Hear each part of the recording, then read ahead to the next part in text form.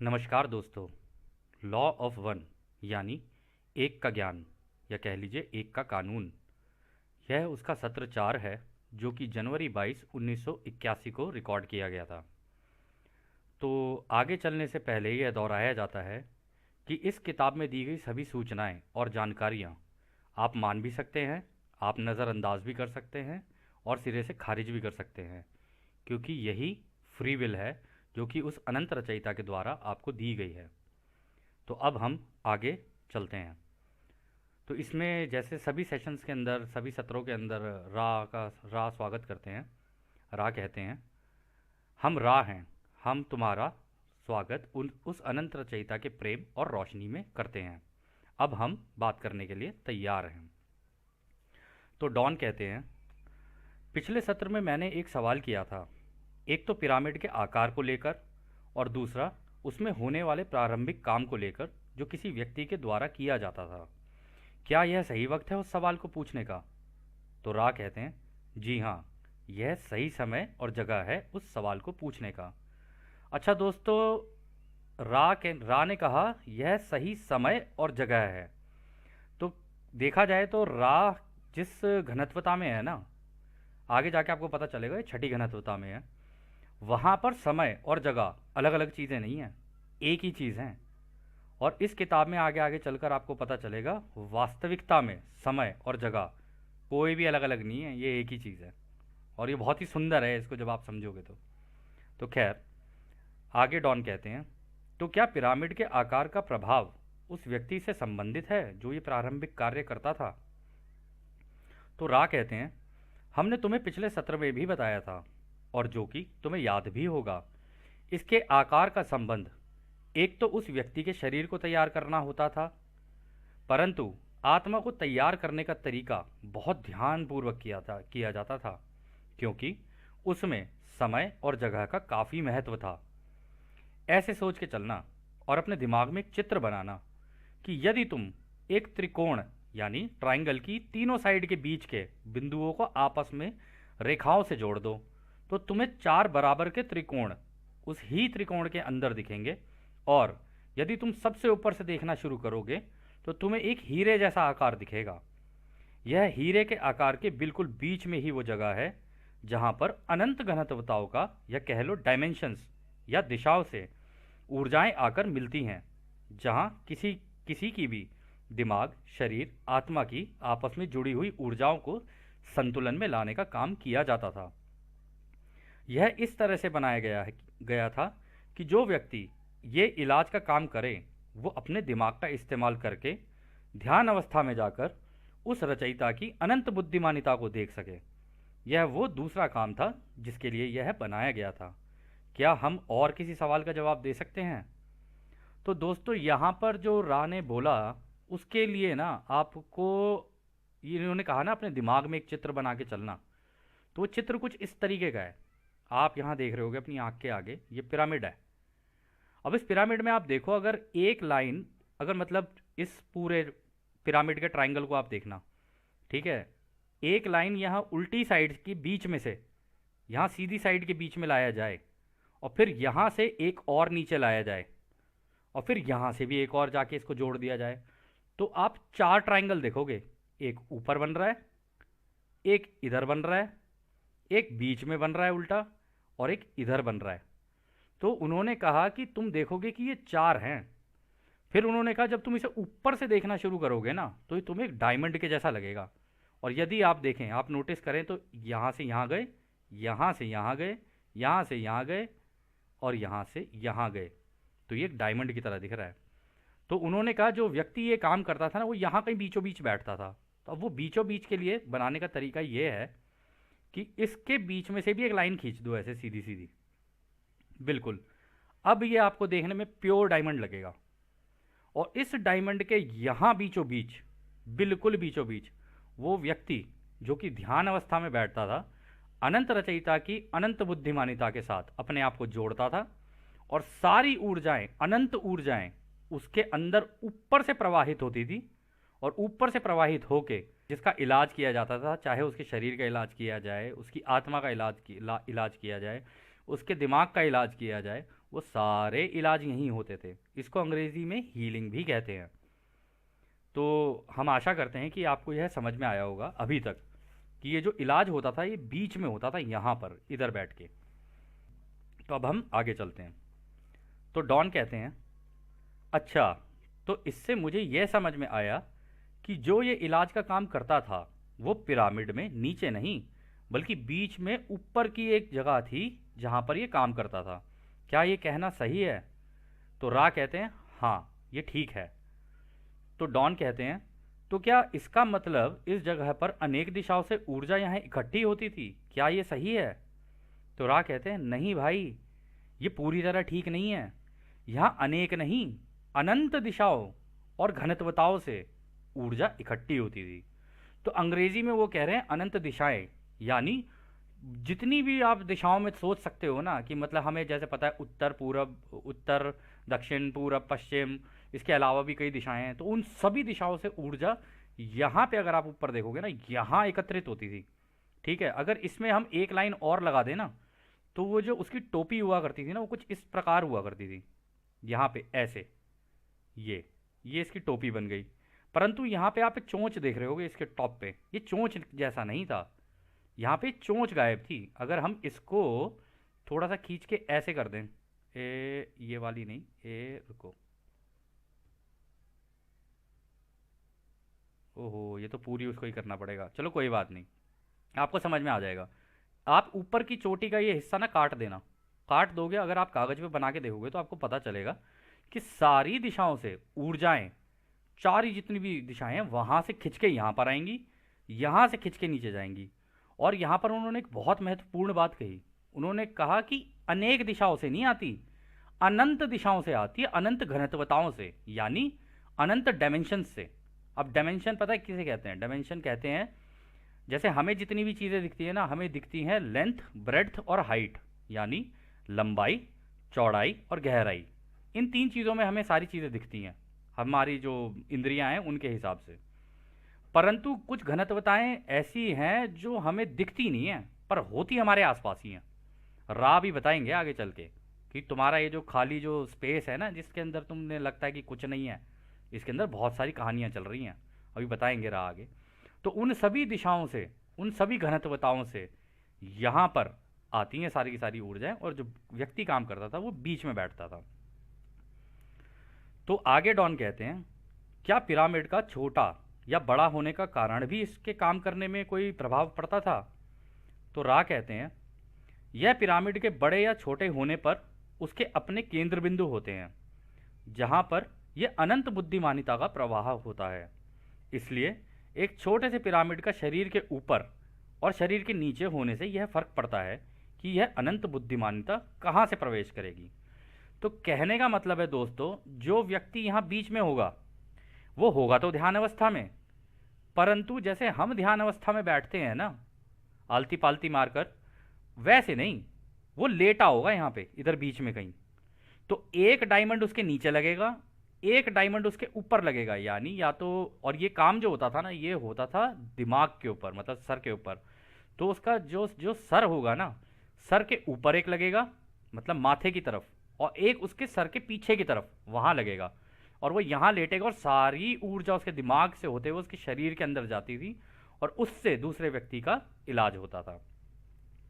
तो आगे रा कहते हैं, जो व्यक्ति इस इलाज को प्रारंभ करेगा इसके लिए उसका एक बड़े से मीनार, टावर के जैसा होना ज़रूरी था, ताकि यह अनंत बुद्धिमानिता की ऊर्जा अनंत दिशाओं से उसमें पूरी तरह घुस सके और उसको पूरी तरह भरकर उसी केंद्र बिंदु पर या उसी जगह पर शांति से रख सके। इस इलाज के काम के लिए जो इलाज कर रहा है और जिसका इलाज हो रहा है, दोनों का शांत अवस्था में होना बहुत ज़रूरी था। तो यहाँ पर जिसका इलाज हो रहा होगा ना, वो भी यहीं रहेगा और जो इलाज कर रहा है वो भी यहीं रहेगा, पर दोनों का शांत रहना ज़रूरी है और जो इलाज कर रहा है उसका ध्यान अवस्था में रहना ज़रूरी है। तो अगला सवाल डॉन करते हैं, क्या ये बड़ा पिरामिड अभी भी इस्तेमाल किया जा सकता है या ये अब किसी काम का नहीं है? तो रा कहते हैं, हमारे भाई, बाकी पिरामिडों की तरह भी ये इमारत भी एक ऐसे हारमोनियम की तरह हो चुकी है जो अब बहुत ही बुरी धुन निकालेगा। अब तो बस पहले की ऊर्जाओं का भूत ही रह गया इसके अंदर। इसके कारण है कि एक तो तुम्हारी धरती की इलेक्ट्रोमैग्नेटिक यानी विद्युत चुंबकीय ऊर्जा अपनी जगह बदल चुकी है। दोस्तों, यहाँ जो ये इलेक्ट्रोमैग्नेटिक फील्ड की बात हो रही है ना, ये इस सत्र के अंत में हम आपको समझाएंगे। तो वो कहते हैं, और दूसरा, जो इसका इस्तेमाल दूसरों से सहानुभूति ना रखकर किया गया, उसकी वजह से अंदर की सारी तरंगे इसके विरुद्ध हो चुकी हैं। यानी इस पिरामिड का इस्तेमाल कुछ इस तरीके से किया गया जो दूसरों की सेवा के लिए नहीं हुआ। जैसा कि इन्होंने बताया, यह अपनी सेवा के लिए उस जमाने के रॉयल एलिट्स ने अपने लिए रख लिया। उस वजह से इसके अंदर की जितनी भी तरंगे थी वो सारी अब विरुद्ध हो चुकी हैं। अब यह किसी काम का नहीं रह गया है। तो डॉन कहते हैं कि आज भी यह हो सकता है कि सही दिशा में ऐसे पिरामिड जो चीज़ें धरती पर उपलब्ध हैं उसका इस्तेमाल करके बनाए जा सके। तो रा कहते हैं, हाँ, ये तो हो सकता है, और जो सामग्री या चीज़ें हैं वो इतना गंभीर विषय नहीं है। ये उस पर निर्भर करता है जो इस इलाज के काम को करेगा, उसके अपने अंदर के अनुशासन कैसे हैं। बस सही समय, सही जगह और अंदर के अनुशासन की ज़रूरत होती है।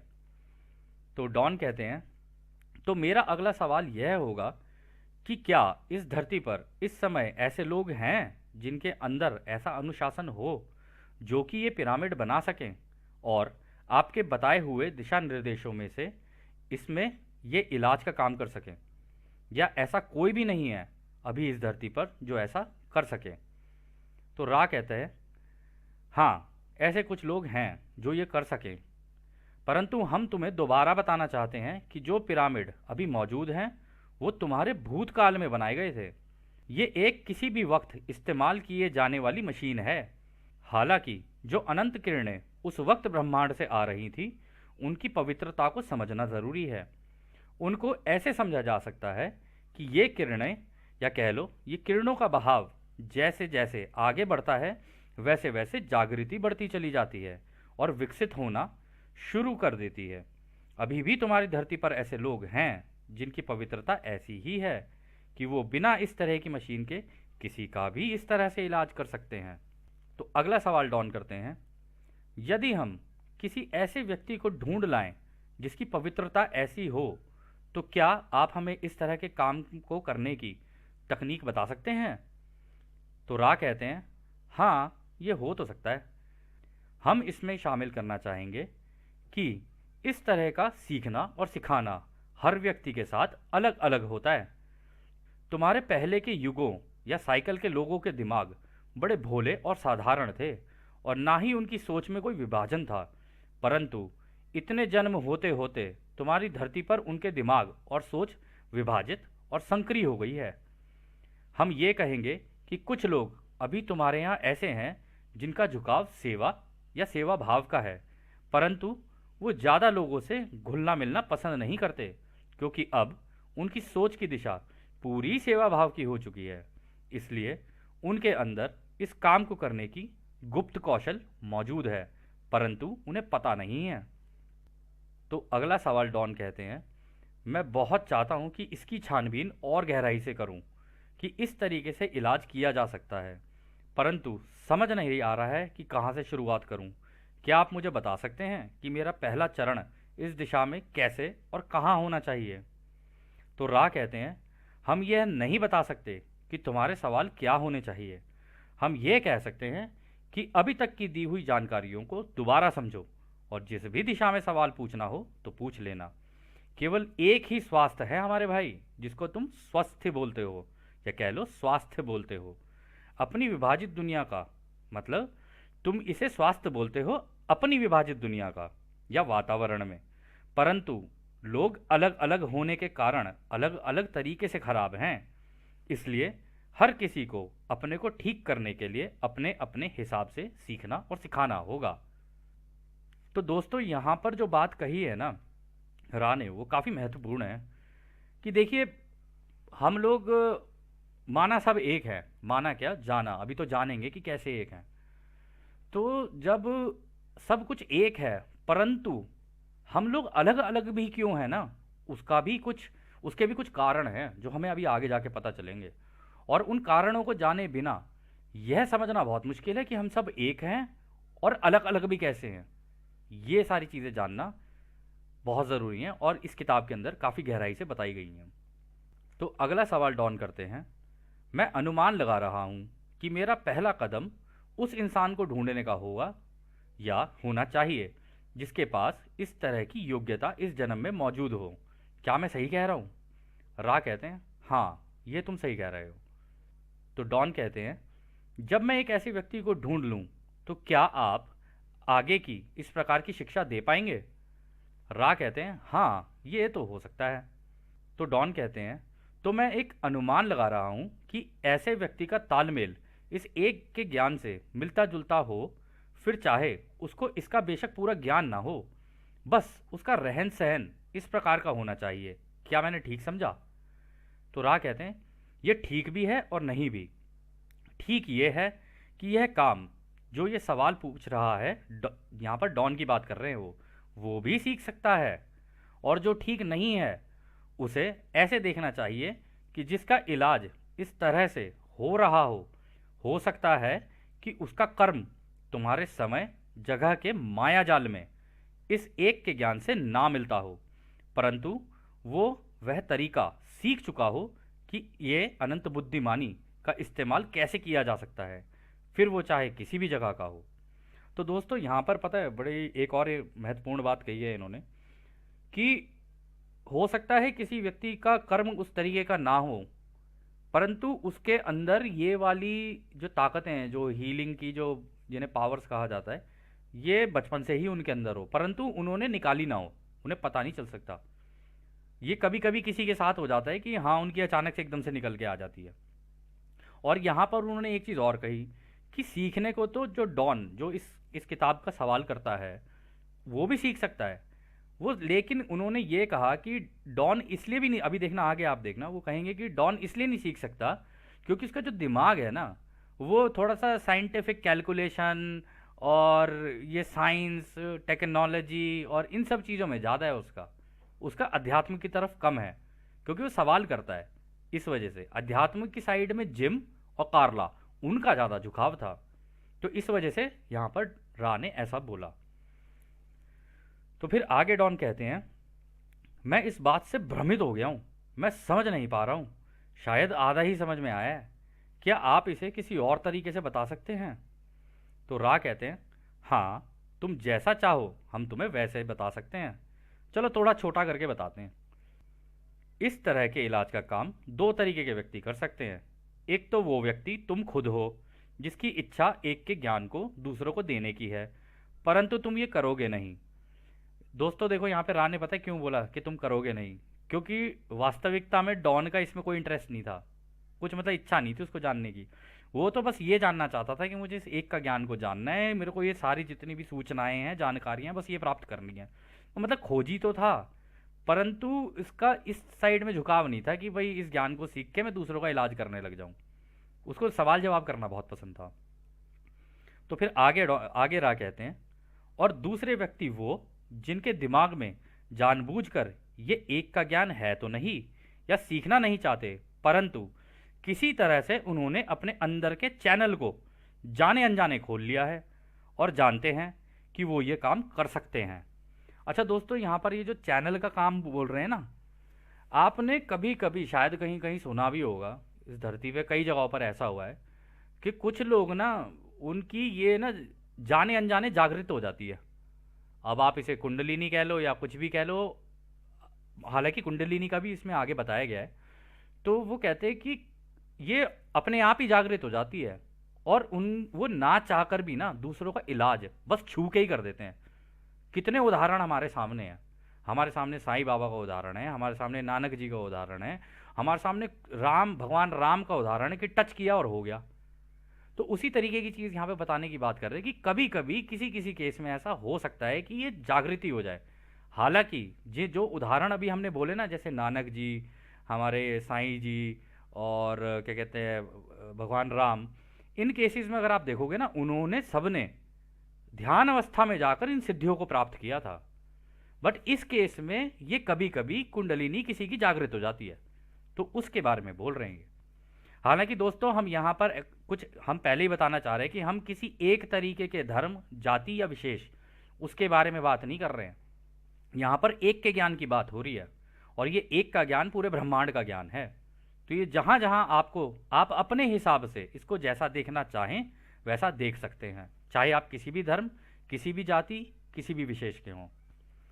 आगे राय ये कहते हैं, ये वो लोग हैं जिनको बिना शिक्षा के इस तरीके का इलाज करना आता है। एक और रोचक बात यह है कि जिनकी जिंदगी उनके कर्म से मेल नहीं खाती है, यदि उनके ऐसे चैनल खुल जाएं कि अनंत बुद्धिमानी की तरंगे उनके अंदर बहने लगे, तो वो उल्टा अंदर से परेशान होकर टूटने लगते हैं और अपने अंदर ही एक अजीब सा डर और उलझन पैदा कर लेते हैं, और हो सकता है इस इलाज को करना ही बंद कर दें। इसलिए जो हमने पहले की सोच के व्यक्ति के बात बताए थे, जो दूसरों की मदद करने की सोच रखते हों, उन्हीं को ये अपनी सोच, शब्द और कर्म से सीखना चाहिए, क्योंकि वो ही इस काम को दूसरों की सेवा के लिए कर सकते हैं। दोस्तों पता है आपको, आप थोड़ा सा रिसर्च करोगे ना तो आपको पता चलेगा, किसी किसी केस में ऐसा होता है कि यदि किसी के चैनल खुल जाएं, एक तरीके से चैनल ही होता है ये, कुंडलिनी खुल गई अगर किसी की, जाने अनजाने, उसने तैयार तो किया नहीं अपने शरीर को, कुछ भी नहीं किया शरीर के ऊपर काम, ना ध्यान अवस्था में जाके किया, परंतु किसी तरीके से उसकी ये हो गई। तो आपने देखा होगा उसे स्किज़ोफ्रेनिया, आपने एक प्रॉब्लम सुनी होगी, स्किज़ोफ्रेनिया। स्किज़ोफ्रेनिया में क्या होता है कि जो व्यक्ति होता है ना, उसकी जो रियलिटी है ना वो स्प्लिट कर जाती है, मतलब एकदम बिखर जाती है उसकी जो, वो पता नहीं किसी और ही दिशा में से निकाल निकाल के चीज़ें ला रहा होता है। तो कई केसेस में ऐसा भी होता है, लोग पहुंच जाते हैं, अरे वाह लगता है ये तो इनके ऊपर कोई माता आ गई है, ये आ गई है, वो सारी चीज़ें होती हैं, तो लोग उनसे पूछने के लिए चले जाते हैं। तो उस केस में ये ही हो रहा होता है। हालांकि इसको स्किज़ोफ्रेनिया बोल दिया जाता है, ये स्किज़ोफ्रेनिया नहीं है, ये है कुंडलिनी की जागृति हो जाना किसी की। अब उसमें कहाँ से वो क्या कहते हैं जानकारी प्राप्त कर रहा है, ये एक बाद का विषय है, जो अभी आगे जाके आपको पता चलेगा कि अगर कुंडलिनी जागृत हो जाए तो जो ये जो जानकारियां आती हैं, ये आती कहाँ से हैं, ये भी आपको जानकारी इस किताब में आगे आगे मिलेगी। तो आगे डॉन कहते हैं, तो क्या आप हमें इस तरह से इलाज के तरीकों को सिखा सकते हैं? तो रा कहते हैं, हाँ ये हो सकता है, हम तुम्हें सिखा सकते हैं। तो डॉन कहते हैं, तो क्या आप हमें सिखाएंगे? तो रा कहते हैं, हाँ हम ज़रूर सिखाएंगे अगर तुम सीखना चाहोगे तो। अगला सवाल डॉन करते हैं, हमें नहीं पता कि इसको सीखने में कितना समय लगेगा और आप क्या और कैसे बताएंगे। क्या आप संक्षेप में बता सकते हैं कि इस कार्यक्रम में क्या होगा? मुझे नहीं पता है कि इस वक्त मैं इससे जुड़े क्या सवाल पूछूं। तो रा कहते हैं, हम समझ रहे हैं कि तुम इस तरह की जानकारी चाहते हो, परंतु शब्द नहीं मिल पा रहे हैं। हम तुम्हें इसे संक्षेप में बताने की कोशिश करते हैं। सबसे पहले दिमाग को अपने आप को जानना होता है, ये सबसे ज़रूरतमंद चीज़ है। यदि ये कर लिया तो समझ लो कि सबसे बड़ा काम तो कर लिया, क्योंकि चेतना या जागृति ही सबसे सूक्ष्म है इस एक के ज्ञान को समझने के लिए। दूसरा हिस्सा शरीर के अनुशासन को लेकर है। जिस तरह की किरणें इस समय पर ब्रह्मांड से तुम्हारे ग्रह पर आ रही हैं, उसके लिए एक अनुशासन की ज़रूरत होती है कि तुम प्रेम और बुद्धिमानी, ज्ञान के संतुलन का इस्तेमाल करते हुए शरीर को प्राकृतिक तरीके से इस्तेमाल करो। और तीसरा हिस्सा आत्मा को लेकर है। इसके लिए पहले की समझी हुई दोनों बातों का इस्तेमाल करते हुए ध्यान अवस्था में उस अनंत रचयिता की अनंत बुद्धिमानिता से संपर्क बना लो। तो दोस्तों यहाँ जो बात हो रही है ना, यहाँ पर बात हो रही है कि जैसे इन्होंने कहा ना कि पहले तो दिमाग को समझना होता है, उसके बाद अपने शरीर को समझना होता है, फिर जाके अपनी आत्मा के ऊपर समझना होता है। तो ये तीन तरीके के माया जाल हैं ये अपने आप में। अच्छा, इसे माया जाल क्यों कहते हैं ना, ये भी आपको समझ में आएगा। आपने बहुत सुना होगा, हम लोग भी सुनते थे बचपन में अपने बड़े बूढ़ों से, अरे बेटे सब मोह माया है, और बोल के वो तो चले जाते थे और हम बैठ के यूँ सोचते रहते थे मोह माया, अरे छोड़ना यार, किस बात की मोह माया, निकल आगे, यहाँ पे इतनी अच्छी पिक्चर आ रही है, अंदाज अपना अपना क्राइम मास्टर गो को अपना खेल दिखा रहा है, हम वो देखेंगे। तो खैर उस टाइम पे यार जो था वो था, अभी इसके ऊपर ही देखते हैं, आगे आपको और बहुत अच्छी अच्छी जानकारियाँ मिलेंगी। तो डॉन कहते हैं, शायद मुझे पहले वाली बात को कैसे करते हैं उसका अंदाज़ा है, परंतु अगले दो समझना मुश्किल है। क्या आप अगले दोनों हिस्से थोड़ा खोलकर समझा सकते हैं? तो रा कहते हैं, ठीक है, अपने शरीर को सोचना, जितना अंदर तक सोच सको और जितना उसकी घनत्वता में सोच सको, वहां से ये देखना या सोचना शुरू करो कि ऊर्जा का बहाव कहाँ से और कैसे हो रहा है। उसकी वजह से शरीर में निरंतर ऊर्जा रहती है।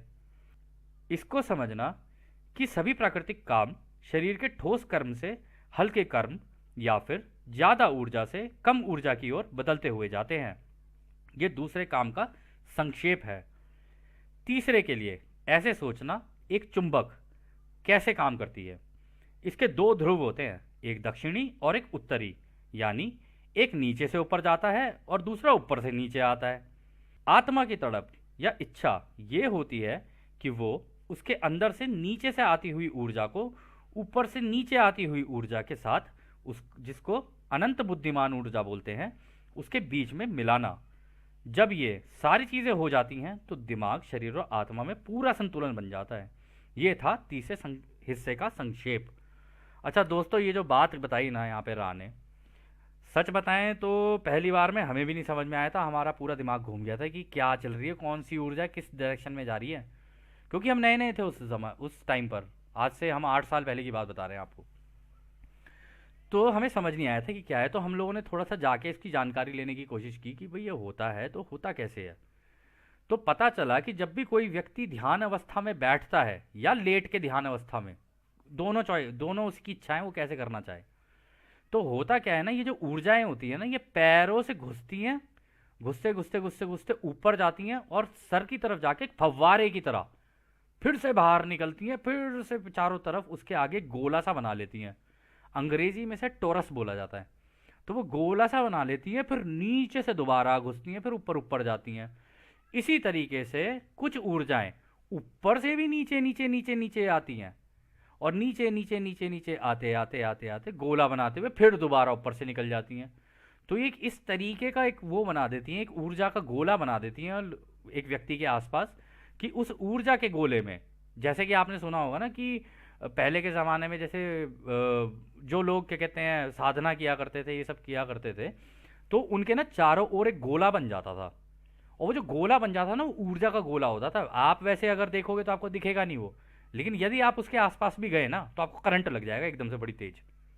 आपको याद होगा रामायण में रावण आया था सीता हरने, परंतु लक्ष्मण ने क्या किया था, लक्ष्मण ने किया था एक गोला घेरा बना दिया और उसने कहा था भाभी कुछ भी हो जाए इस घेरे से बाहर मत निकलना, तब तक मैं भैया को देखने जा रहा हूं। रावण ने क्या किया, रावण जैसे ही आया उसको लगा वहां से करंट, तो रावण को पता चल गया ओहो यहां पर तो ये वाला घेरा बना रखा है।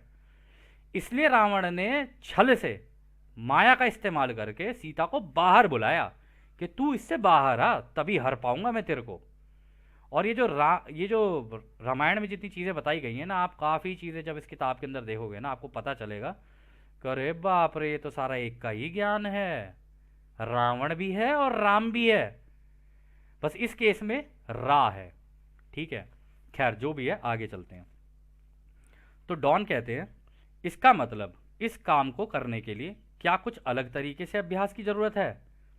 तो रा कहते हैं अभी हम तुम्हारे बीच में नहीं जन्मे हैं, इसलिए केवल बता सकते हैं परंतु करके दिखा नहीं सकते, यही हमारी बाधा है। हालांकि इसके कुछ अलग तरीके के अभ्यास हैं जो हम तुम्हें सीख और सिखा सकते हैं। हम तुम्हें दोबारा बताना चाहेंगे कि ये इलाज की प्रक्रिया तो केवल एक हिस्सा है एक के ज्ञान का। एक के ज्ञान का होने के लिए यह जरूरी नहीं कि ये इलाज करो या कुछ प्रदर्शन करके दिखाओ।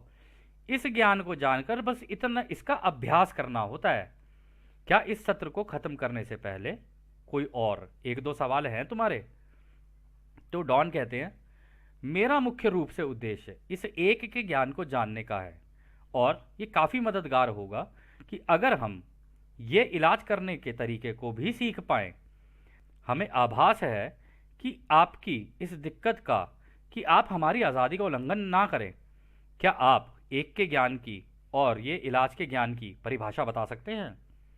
तो रा कहते हैं एक का ज्ञान या एक का तरीका या एक का कानून, हालांकि इसको किसी भी तरह के शब्दों में नहीं बांधा जा सकता है, परंतु इसको एक ही तरीके से बताया जा सकता है कि सब चीज़ें एक हैं, कोई भी विभाजन नहीं है, कुछ भी सही और गलत नहीं है, कोई भी दुख और दर्द नहीं है, बस पहचान है।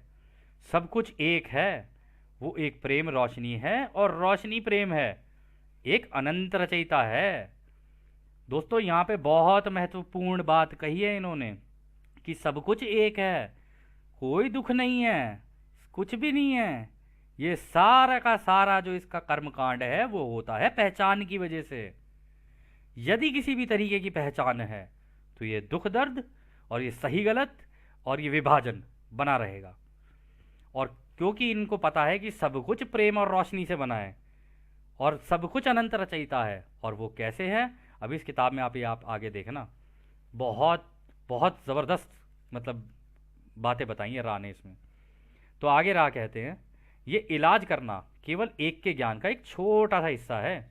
ये तब होता है जब दिमाग शरीर आत्मा अपने अंदर जाकर अपने आप को जान ले और देख ले कि सब एक है, मतलब कोई सुख और दुख नहीं है, किसी तरह के का दोष नहीं है, सब कुछ पूरा है, एक है और बिल्कुल सही है।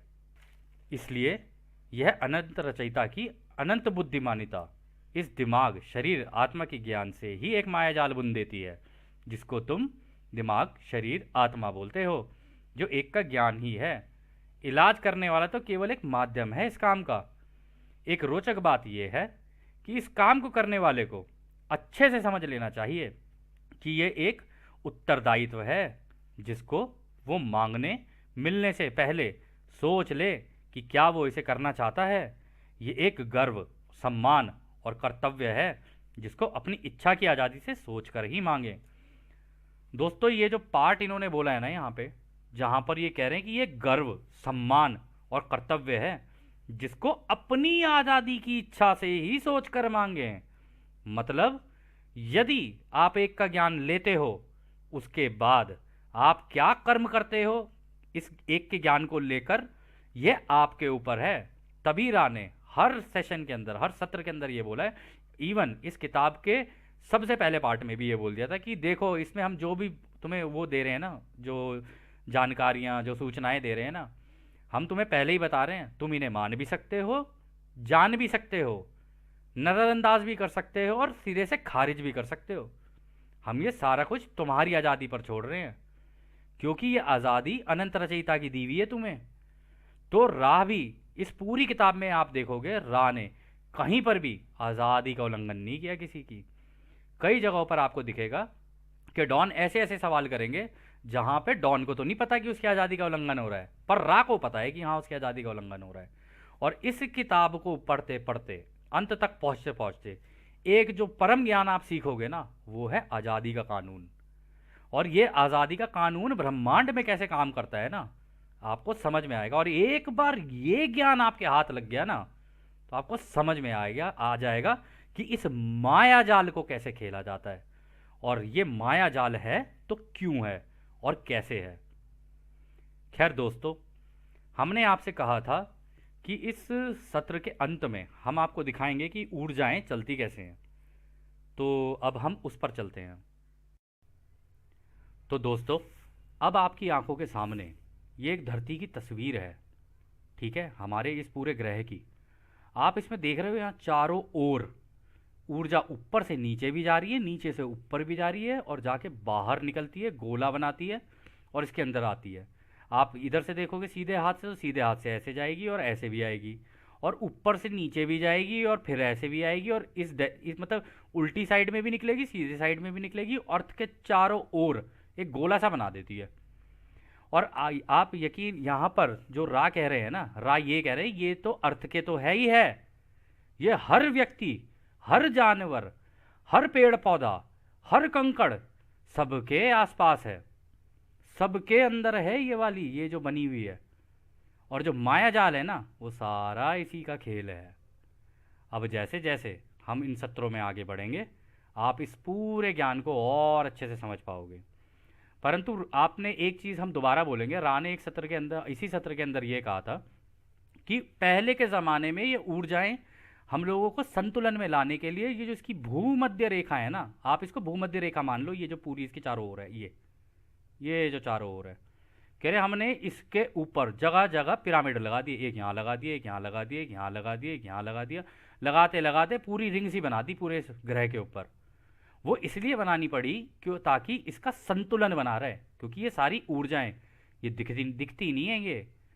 जैसे कि हमने आपको बताया था कि यदि आप आंखें मूंदोगे तो आपको वो छोटे छोटे से कण से नजर आने शुरू हो जाएंगी ऊर्जा के, परंतु एकदम से गायब हो जाते हैं। परंतु वो चारों तरफ होते हैं, आपके भी, हर व्यक्ति के, और इस धरती के भी, सबके। हम सब के मिला के इस धरती के बनते हैं। इस धरती पे जो जो चीज़ें हैं ना, जितनी भी चीज़ें हैं, उन सब की ऊर्जाएं मिला के धरती की बनती हैं। ऐसे होता है ये। तो खैर, इस सत्र को हम लोग यहीं ख़त्म करते हैं।